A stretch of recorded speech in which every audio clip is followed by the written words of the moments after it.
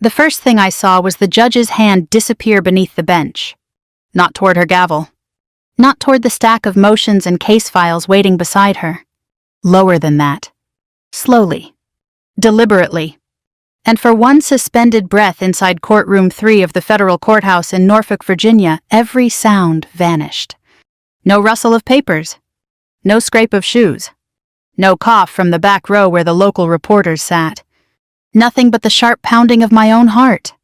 Across the aisle, my father stood ramrod straight in his tailored navy suit, his silver Marine Corps lapel pin gleaming beneath the fluorescent lights.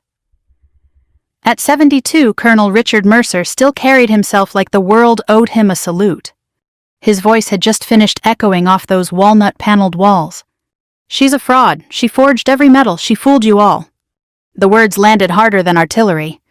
Every eye in that room swung toward me. Veterans I'd admired since childhood.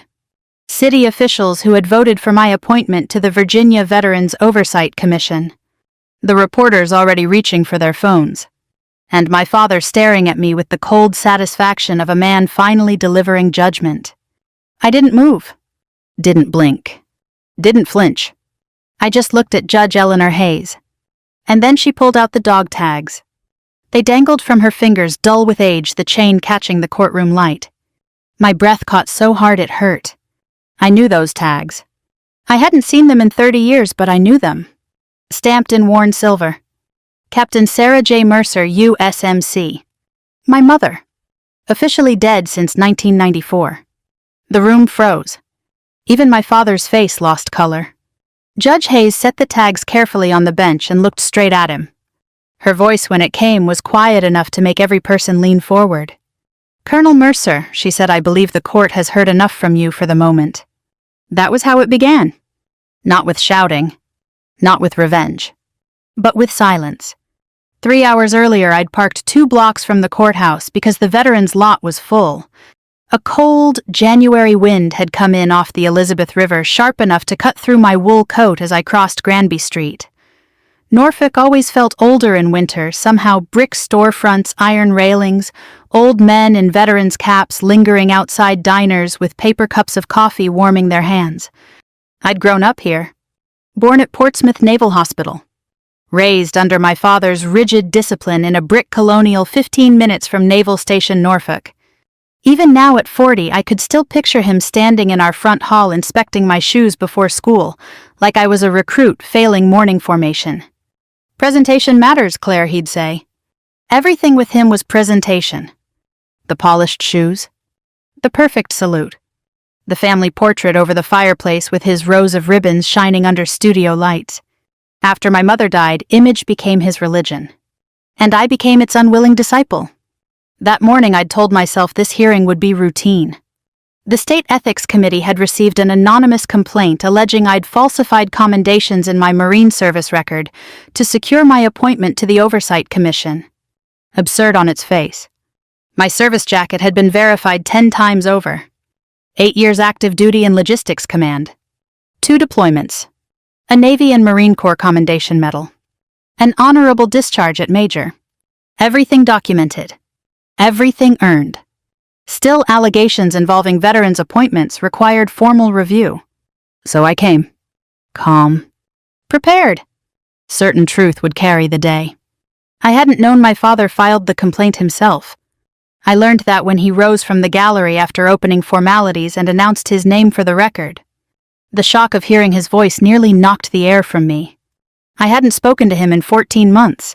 Not since I'd initiated a procurement audit through the commission, an audit touching contracts linked to retired officers he'd once served with. When I requested records, he called me. His voice had been flat. "You're poking into things that do not concern you." "They concern taxpayers and veterans," I said. A pause. Then, "You have no idea what you're disturbing." He hung up.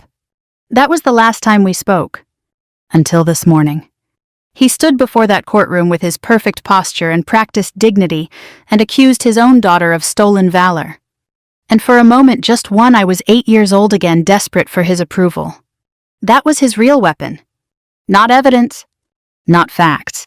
Certainty. He spoke with such commanding conviction that people wanted to believe him. He always had.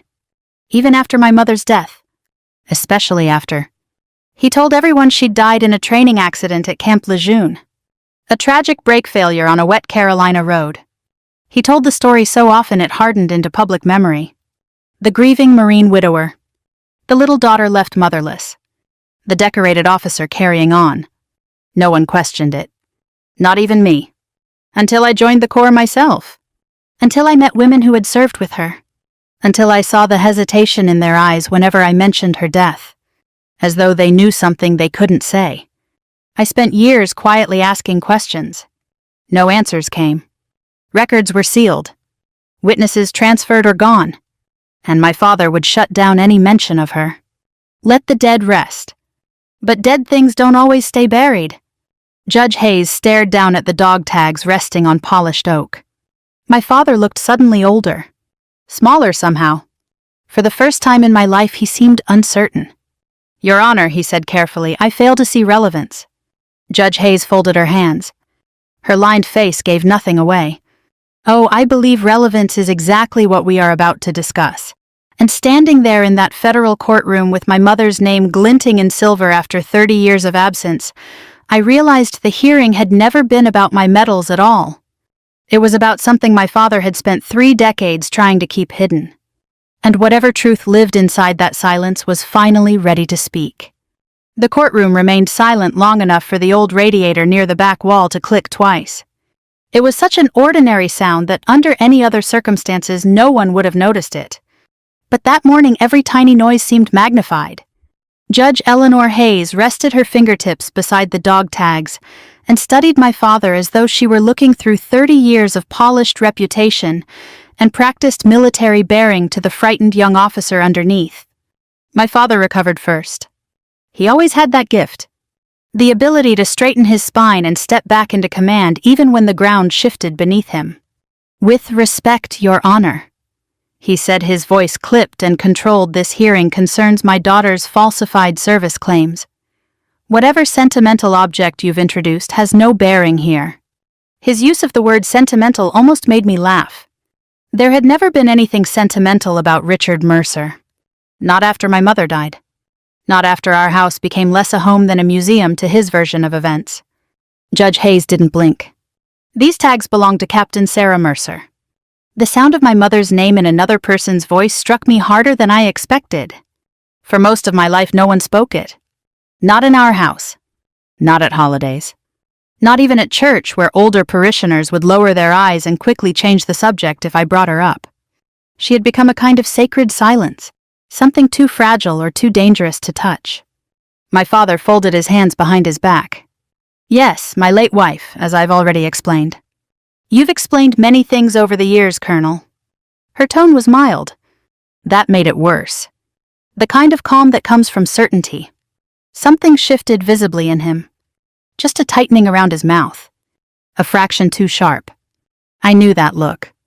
It meant anger was beginning to leak through the cracks. Judge Hayes turned to me. Major Mercer, I imagine this is difficult, but what I'm about to say concerns your mother directly, and therefore concerns you. I managed a nod. The air felt suddenly too thin. 30 years ago, she said Captain Sarah Mercer entrusted these dog tags to me the night before her death. The words landed like physical force. My knees nearly gave way. I gripped the edge of counsel table.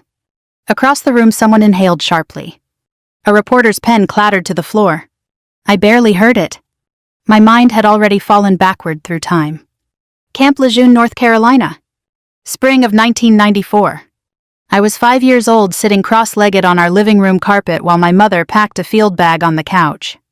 I remember sunshine through base housing blinds striping the floor gold and shadow. I remember her voice humming softly off-key. And I remember asking if she'd be home for my school recital. She looked over and smiled. That smile. Warm and tired and real in a way photographs never captured. I'll move heaven and earth, Bug. That's what she called me. Bug. Because when I was little I followed her everywhere. She tucked my hair behind my ear and kissed my forehead. Then she looked toward the kitchen. Toward my father. And something changed in her face. Not fear exactly. Resolve. The kind adults wear when they've already made a hard decision. That was the last clear memory I had of her alive. The next morning she was gone. Brake failure, they said. Rain-slick road during transport exercise. Instantaneous. That was the word everyone used. As though it was meant to comfort. Instantaneous. As if speed could soften absence. For weeks afterward, Marines in dress blues filled our home with casseroles and folded condolences. My father accepted every handshake like a statesman receiving tribute. He cried in exactly the right places. He stood straight at Arlington. He accepted the flag. He told me my mother died serving honorably, and that asking questions dishonored her sacrifice. And because I was 5, I believed him. For years, until little things stopped fitting. A half-heard conversation at Quantico when I was 22 and fresh out of officer candidate school. 2 senior women officers seeing my nameplate and going abruptly quiet. One finally saying, "Your mother was one of the bravest officers I ever knew." The way she emphasized brave. Not loyal. Not skilled. Brave. As if courage had cost Sarah Mercer something. That was the first crack. Many followed. None wide enough for truth to emerge. Until now. Judge Hayes continued. She came to my quarters carrying documents and these tags. She believed she had uncovered evidence of procurement fraud involving multiple officers stationed at Lejeune. The courtroom was still enough to hear my father's breathing. She feared exposure would endanger her daughter. My father's voice snapped out before he could stop it. That is absurd. Judge Hayes turned toward him. No, Colonel, what was absurd was your confidence that no one would remember. Something old and buried flickered across his face. Recognition. And beneath it, fear. Real fear. I had never seen it on him before. Not when he disciplined me. Not when he buried friends. Not even when cancer took his second wife 6 years ago. But there it was. Small and unmistakable. The room saw it too. You could feel the shift. The beginning of disbelief. The moment a monument reveals itself as plaster. He swallowed. Your Honor, if you're suggesting misconduct, I'm stating facts supported by sealed testimony and corroborating evidence. His color drained. For one terrible second our eyes met, and I saw something I had never seen in my father's face. Not anger. Not contempt. Panic. That was when I understood. He hadn't come here merely to ruin me. He came because I was getting too close to whatever my mother discovered. He accused me first because exposure was his only remaining defense. The realization hit with sickening clarity. Every criticism, every demand, every effort to control my career. It had never been about discipline. It had been management, containment.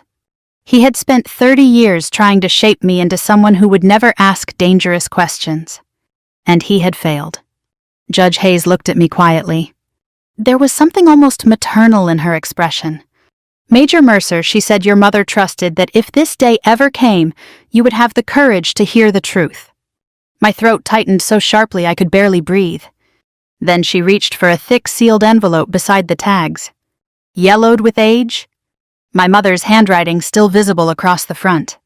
For Claire, when she is ready. And suddenly I knew. My life was about to divide cleanly in two. Everything before this moment. And everything after. Judge Hayes held the envelope carefully as if time itself might tear it open. For a moment no one moved. The fluorescent lights hummed overhead. Somewhere down the hallway a cart rattled across tile. The ordinary sounds of a working courthouse carried on while my entire life tilted beneath my feet. My name was written across the front in my mother's unmistakable hand. Not the hurried script from grocery lists or quick birthday notes I half remembered from childhood. This was deliberate, careful, pressed firmly enough to leave grooves in the paper. For Claire, when she is ready. I stared at it so long the words blurred. I thought of all the years I had spent trying to remember my mother's voice. Memory is a strange thing. It preserves fragments and lets the rest dissolve. I could still recall the scent of her shampoo, something citrusy and clean. I remembered the soft roughness of her uniform sleeve when she lifted me. The shape of her laugh bright and sudden. But her voice had faded. No matter how hard I tried, I could never fully hear it. And now here was proof she had once imagined this exact moment. Proof that somewhere in those final hours, she had thought of me, planned for me, trusted me. Judge Hayes looked at the clerk. This court is in recess for 30 minutes. The gavel fell with a single clean crack.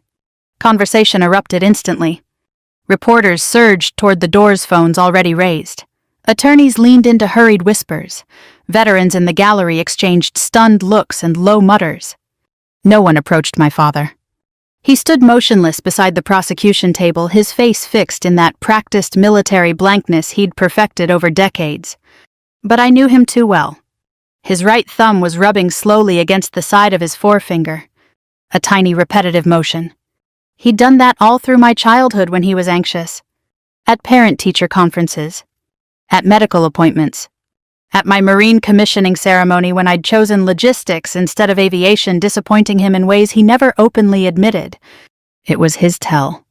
And seeing it now felt like watching a fortress reveal a hidden crack. Judge Hayes stepped down from the bench and approached me. Up close, she seemed smaller than she had from the bench.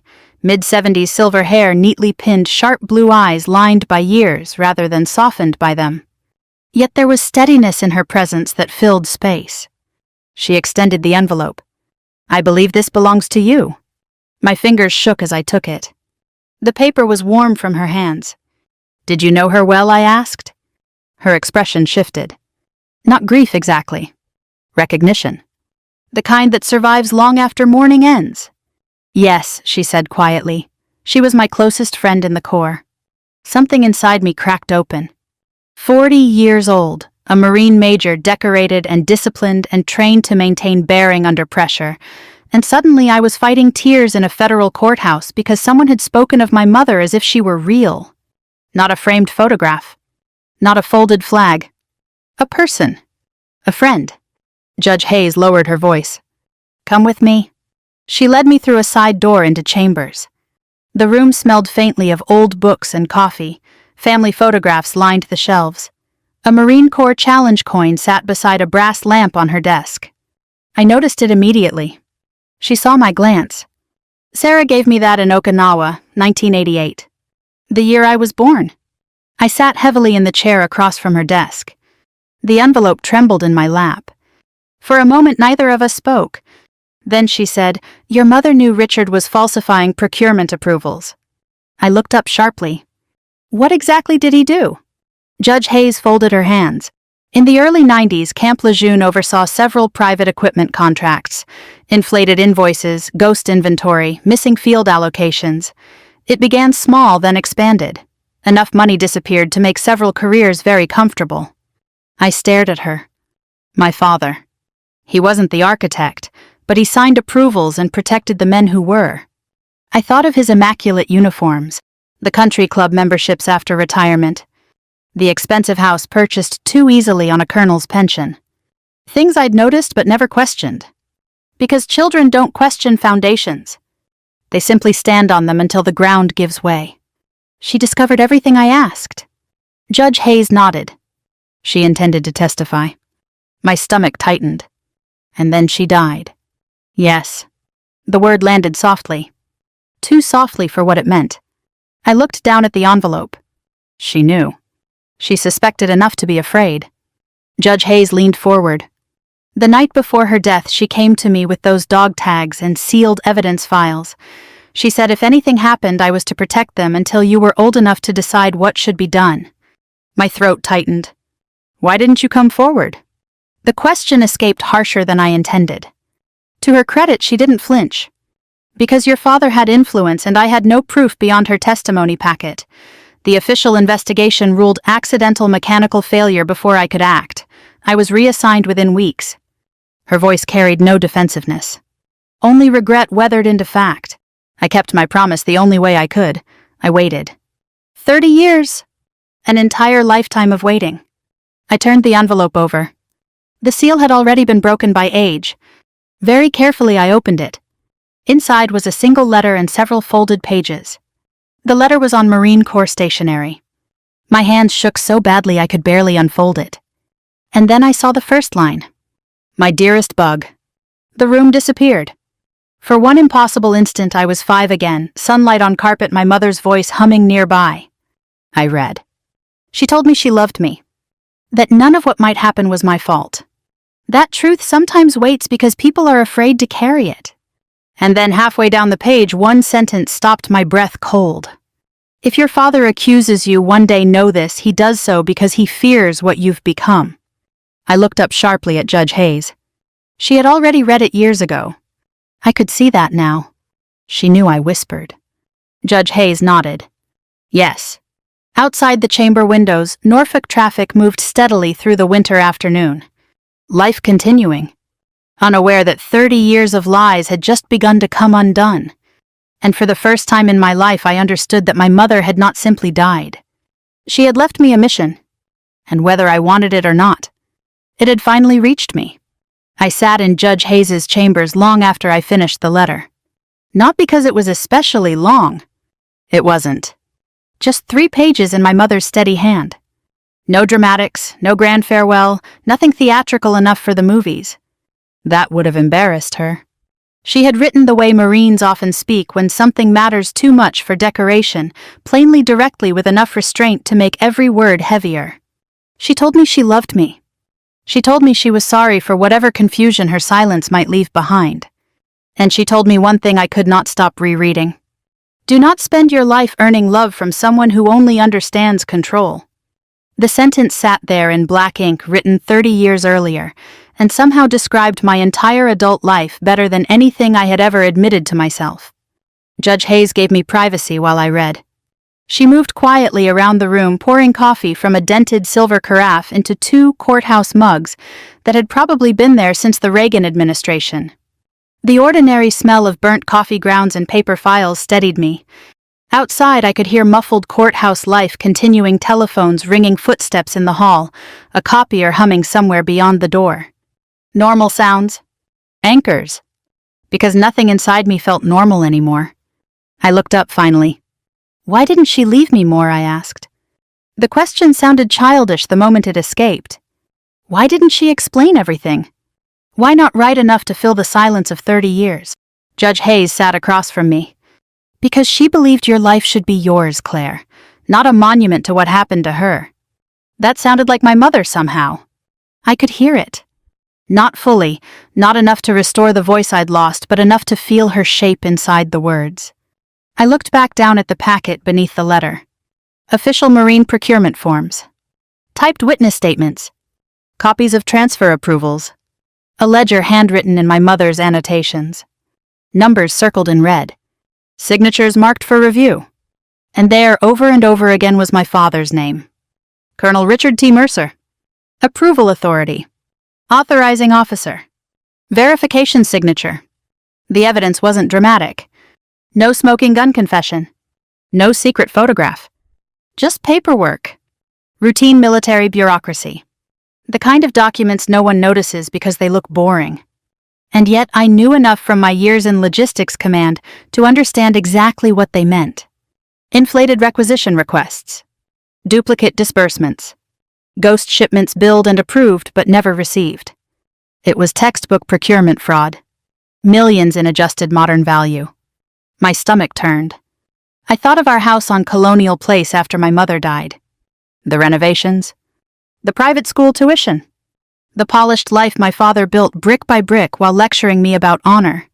All paid for at least in part by theft. Not just theft of money. Theft from Marines who needed that equipment. Theft from taxpayers. Theft from the institution he worshipped publicly while hollowing it privately. And perhaps worst of all, the theft of my mother's truth. A sharp knock interrupted us. Judge Hayes called enter. Her clerk stepped inside, face pale. Your Honor, Colonel Mercer is requesting private conference. Judge Hayes's expression hardened almost imperceptibly. Of course he was. Richard Mercer had spent his entire life believing problems could be managed behind closed doors. Handled discreetly. Adjusted through rank influence and force of certainty. She glanced at me. This is your choice. For 30 years he had controlled every private conversation that mattered. Not this one. I'll stay. The clerk hesitated, then stepped aside. My father entered. Even now he carried himself beautifully. Tailored suit, polished shoes, silver haircut, regulation short despite retirement. the image of command. Only his eyes betrayed him. Too bright. Too alert. Calculating. His gaze landed first on the open files, then on the letter in my hand. For a fraction of a second, something raw crossed his face. Not fear this time. Recognition. As if seeing an old ghost he had hoped was finally gone. Then his expression smoothed. "Claire," he said. He used my first name gently, almost warmly. That frightened me more than anger would have. He only softened when he wanted something. Judge Hayes remained seated. "State your purpose, Colonel." He ignored her. His attention stayed on me. "You do not understand what you're looking at." The old command note threaded through his voice. Measured authority. The tone that once made me stand straighter at 16, desperate to prove worthy. It touched nothing now. I met his eyes. "Then explain it." He hesitated. And in that hesitation I saw him searching for the version of himself most likely to work. The stern officer. The concerned father. The wronged patriot. He chose wounded dignity. Your mother became unstable near the end. The lie arrived so smoothly it almost sounded rehearsed. She imagined conspiracies. She was under extraordinary stress. Stop. The word came from me before I realized I'd spoken. My own voice surprised me. Calm. Flat. Harder than his. He blinked. I had interrupted him exactly once as a child. I was 9 and he slapped me so quickly I barely understood what had happened. Now his hand twitched at his side as if some old reflex remembered itself. But we were not in his house, and I was no longer 9. "You spent my entire life telling me what kind of woman my mother was," I said quietly. My voice shook only once, then steadied. "And now I finally hear it from someone who knew her. I believe her. I believe Judge Hayes. I do not believe you." The words seemed to strike him physically. He stared at me. Truly stared. As if seeing me clearly for the first time. And perhaps he was, because the daughter he had raised to obey him was gone. What remained was a Marine officer with her mother's eyes, and apparently her refusal to look away. Something inside him collapsed then. Not visibly. Not enough for anyone else to notice. But I saw it. A tiny surrender behind the eyes. The moment he understood he had lost control. He straightened. The mask returned. "If you proceed," he said evenly, "you will destroy this family." I thought of my mother's letter resting warm in my hand. Of 30 years spent chasing his approval. Of all the damage already done. Then I answered with the only truth left. "No, Colonel, you already did that." He said nothing. Just turned and walked out of chambers with the posture of a man still pretending rank could save him. When the door shut behind him, Judge Hayes exhaled softly. And for the first time in 40 years I understood exactly who I was without my father's permission to exist. When court reconvened that afternoon, the light outside had shifted. Winter dusk had begun settling over Norfolk, turning the courthouse windows the color of cold steel. Inside courtroom 3, the overhead fluorescents cast everything in that same flat official brightness that made faces look older and truths feel harder. The gallery was full now. Word had spread. Veterans who had been halfway through lunch at nearby diners had come back. Local reporters had called in bigger stations from Hampton Roads. 2 younger Marines in dress blues stood along the back wall, their expressions carefully blank in that way active duty officers perfect when they know history is unfolding and protocol forbids reaction. As I took my seat at council table, I could feel the room studying me. Not with suspicion anymore. With curiosity. That was almost harder. People are comfortable with certainty whether it favors you or condemns you. Curiosity means they are waiting to see who you really are. For most of my life I had no answer to that question beyond my father's expectations. Now for the first time I intended to give my own. Judge Hayes entered. The room rose. We sat. The hearing resumed. My father stood immediately. "Your Honor," he said, his voice smooth again, polished by decades of command. "Before further proceedings, I request exclusion of all materials presented outside original scope, pending independent authentication." A procedural maneuver. Delay. Time to regroup. Exactly what I would have expected from him. Judge Hayes adjusted her glasses and regarded him calmly. Denied. The single word landed like a gate slamming shut. For the first time all day, a flicker of genuine irritation crossed his face. He recovered quickly. But not quickly enough. The room saw it. Judge Hayes turned toward me. "Major Mercer, you may testify." The bailiff guided me to the witness stand. My shoes sounded unnaturally loud against the polished floor. As I sat and raised my hand for oath, I remembered another courtroom 30 years earlier. Family Court, Portsmouth. I was 10. My father had sought legal guardianship changes after my maternal grandparents petitioned for visitation. He had testified with that same measured dignity, painting them as unstable meddlers who disrupted my healing. He won. I never saw them again. At the time, I believed justice had spoken. Now I understood something older Americans often know, and younger people rarely grasp until life teaches it. Truth and authority are not always the same thing. The oath finished. I sat. Judge Hayes nodded once. "Proceed." The state attorney approached. "Major Mercer, did you falsify any portion of your military service record?" "No." "Did you forge or alter commendations?" "No." "Have your records been independently verified by the Department of Defense?" "Yes." He nodded and stepped back. Simple. Clean. Done. Then Judge Hayes spoke. "Major Mercer, I have reviewed Captain Sarah Mercer's sealed testimony packet.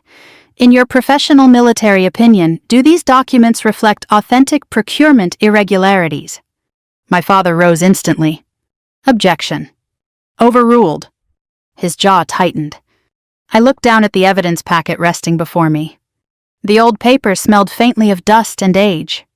Yet the language was instantly familiar: procurement routing forms, logistical reconciliation reports, authorization matrices. The grammar of military systems. The same language I had spoken my entire career.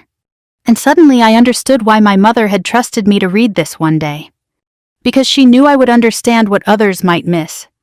"Yes," I said. My voice carried clearly through the room. "These discrepancies indicate deliberate fraud. The signatures are consistent with authorized command approvals. The falsified distribution logs would have required senior-level coordination." The attorney paced slowly. "Including Colonel Richard Mercer." The silence stretched. I looked at my father. He met my eyes without blinking. For a moment, memory overlaid reality. Him teaching me to polish brass buttons before my first junior ROTC banquet. Him pinning my commissioning bars onto my dress whites at Quantico, his hands almost trembling with pride. Him standing stiffly at my promotion to major, telling guests she gets her discipline from me. There had been love in some of those moments. I believe that even now. Real love distorted by fear and ambition until it became ownership. That was the tragedy of him. Not that he felt nothing. That he loved only what he could control.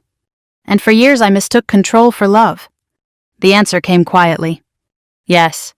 A sound moved through the courtroom, not quite a gasp, more.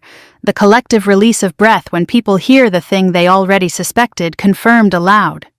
My father rose slowly. His face had changed. Not dramatically. The Polish remained. But beneath it something had gone brittle. He requested permission to question me directly. Judge Hayes allowed it. He approached the witness stand with measured steps. When he stopped before me, he looked less like a father than opposing counsel. Maybe that was always the truest version of our relationship. He folded his hands. "Claire," he said softly enough to sound almost tender, "do you understand what public accusation does to a man's legacy?" I held his gaze. "Yes." "Then why are you doing this?" There it was. Not denial. Not defense. A plea wrapped inside wounded pride. He still believed this was about loyalty. About family image. He could not imagine truth existing outside those terms. I thought of my mother's letter. Of the line I had already committed to memory. "Do not spend your life earning love from someone who only understands control." And then I answered. "Because my mother deserved better than your silence." For the first time in my life, Richard Mercer had no response. He stood there staring at me as though language itself had failed him. Then Judge Hayes spoke. Her voice was calm. Measured. Absolute. "Captain Sarah Mercer's full sealed testimony is now entered into record." The clerk accepted the packet. The sound of stamped filing echoed across the courtroom. A small administrative noise. Routine. Unremarkable. And yet it sounded exactly like history locking into place. My father closed his eyes. Just briefly. When he opened them again, he looked suddenly old. Not weak. Not broken. Simply finished. And in that moment I realized vengeance doesn't always arrive as triumph. Sometimes it arrives as truth spoken plainly enough that lies can no longer survive the light. No one applauded when they took my father into custody. That always happens in movies. The villain is finally exposed and the room bursts into righteous noise. Faces glow with satisfaction. Justice arrives with a soundtrack. Real life is quieter than that, especially in a federal courthouse full of old Marines. When the U.S. Marshals approached Richard Mercer at the close of proceedings, the room simply stood still and watched. They were respectful, professional. One marshal touched his elbow lightly and informed him he was being detained pending formal indictment review on procurement fraud obstruction and material misrepresentation of military records. My father nodded once.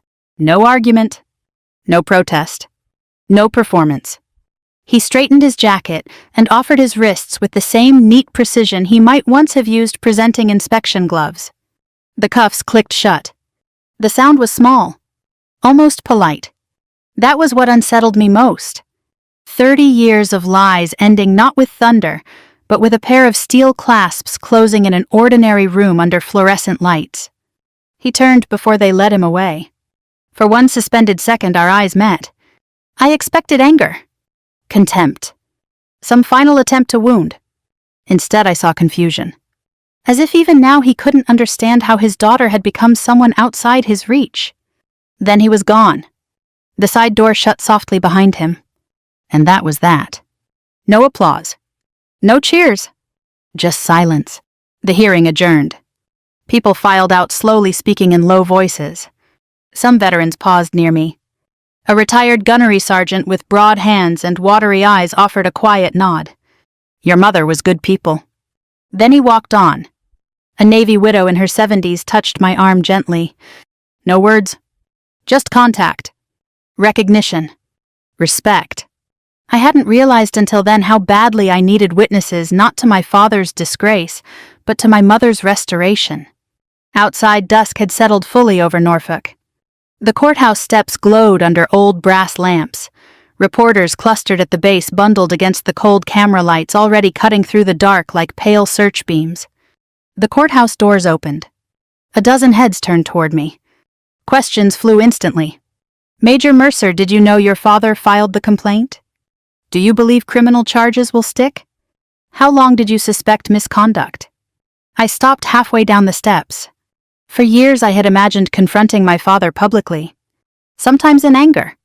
Sometimes with devastating eloquence worthy of novels and courtroom dramas. But standing there under January wind with camera lights in my face and strangers waiting for vindication, I felt only exhaustion. And something else. Relief. Not the hot relief of victory. The cool kind that comes when carrying something too heavy for too long and finally setting it down. So I gave them the only answer that mattered. The truth doesn't need revenge, I said. It only needs time. Then I walked to my car.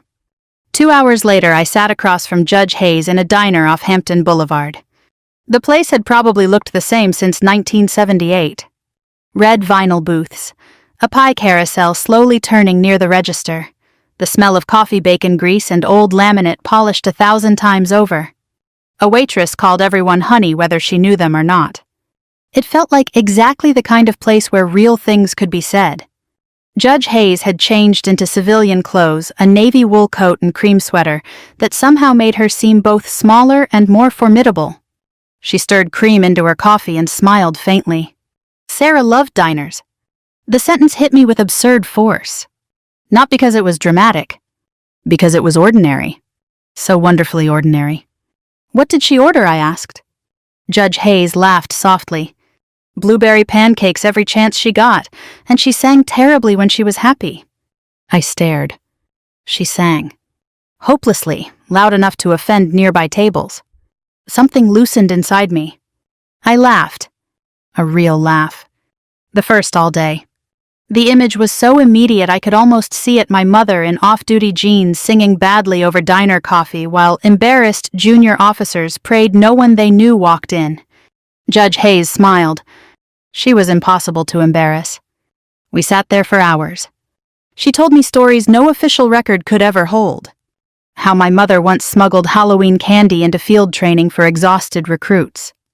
How she cried over a dying stray dog outside Okinawa barracks and then bullied an entire logistics unit into adopting it.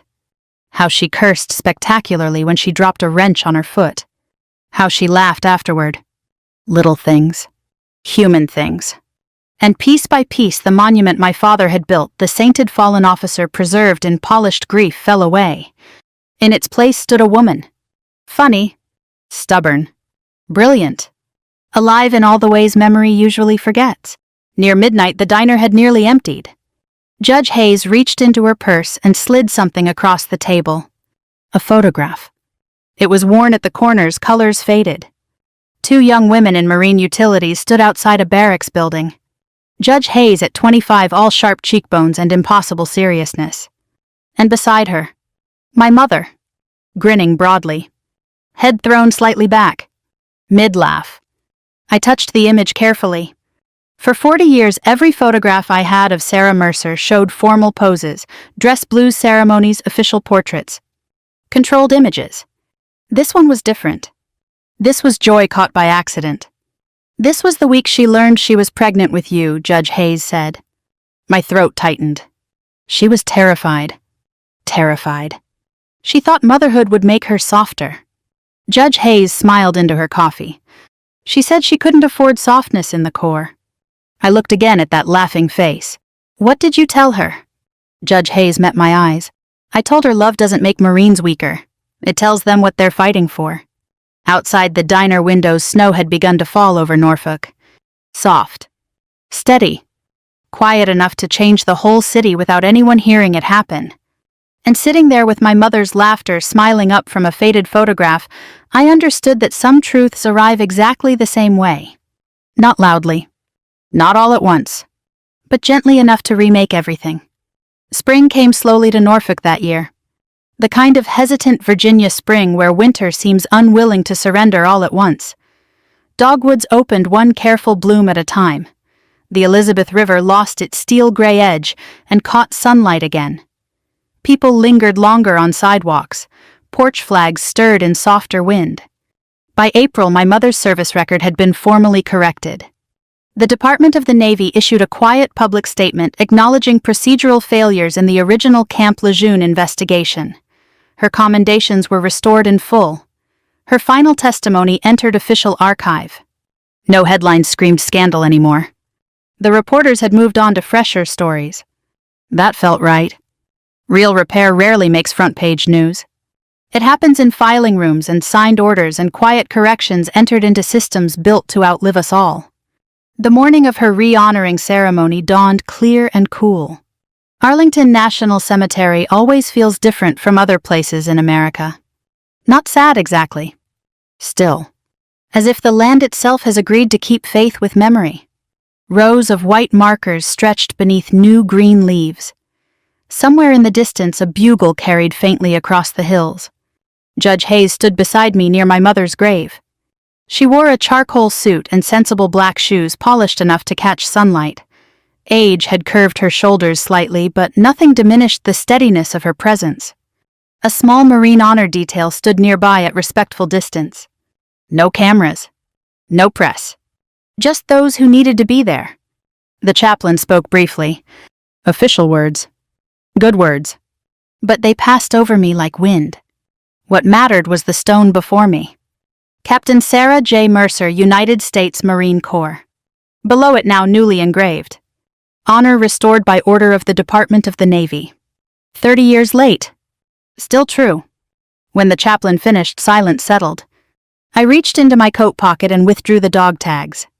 The same worn silver Judge Hayes had placed on the bench that winter afternoon. They felt heavier than metal should. For a moment I simply held them, thinking of all the hands they had passed through. My mother's. Judge Hayes's. Mine. 30 years of waiting carried in a chain no thicker than thread. Then I knelt and placed them carefully against the base of the marker. The metal clicked softly against stone. A tiny sound. Enough. When I stood, Judge Hayes slipped her arm through mine. No words. None were needed.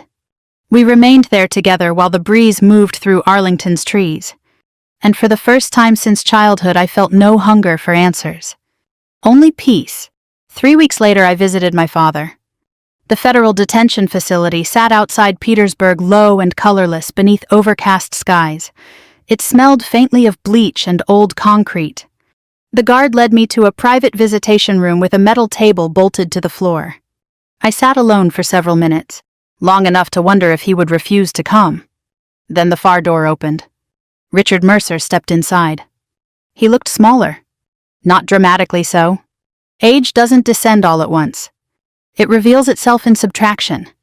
Less force in the shoulders, less certainty in the walk. The silver hair seemed thinner, the face more deeply lined. But his back remained straight. Marine straight. He sat across from me.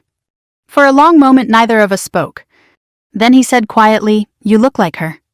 It was the first honest thing I could ever remember him saying to me. Not because it was flattering. Because there was no calculation in it. Only recognition. I folded my hands on the table. "So did she hate you?" His voice nearly broke on the word. Not with self-pity. With something closer to bewilderment. As though after all this time he still needed the answer. I thought of my mother's letter. Of her restraint. Her clarity. Of all the chances she'd had to poison me against him, and how she never once took them. I met his eyes. "No," I said. The word seemed to strike him harder than accusation ever could. "She pitied what fear made of you." He closed his eyes, and there in that quiet federal room my father finally broke. Not loudly.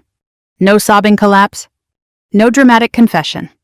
Just a man lowering his head into his hands because there was nothing left to defend. I sat with him a while. Not forgiving. Not condemning. Simply present. Sometimes that is the most mercy truth allows. When I rose to leave, he looked up. For the first time in my life, there was no command in his face. Only age.